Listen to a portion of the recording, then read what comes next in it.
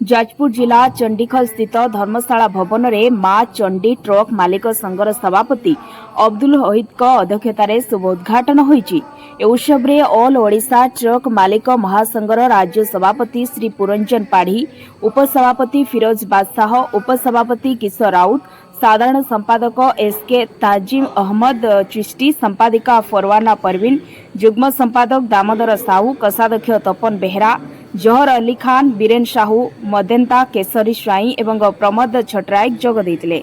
आगामी दिन में जाजपुर जिलार मां चंडी ट्रक मालिक संघ सदस्य माने पाउंस लट एवं भड़ा मूल्य वृद्धि विषय रे आलोचना होइतिला एवं आगामी दिन में समस्त ट्रक मालिक मानक समस्या किपरि समाधान हेबो से विषय आलोचना होइतिला एवं मां चंडी ट्रक मालिक संघर president SK Abdul Wahid, assistant president SK Anwar Hasan, secretary Kailash Senapati, assistant secretary SK Naushad Ali, member Ganatiku Kumar Rai, Pradeep Mahal, SK Sakiruddin, SK Aftab Alam मध्य उपस्थित थिले।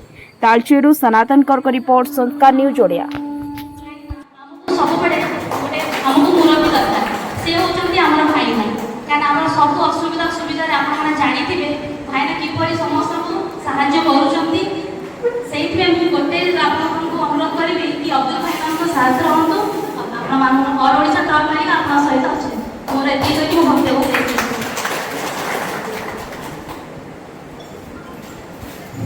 आपण देखुछन्ती संस्कार टीवी ओडिया 24x7 आपन को सेबारे।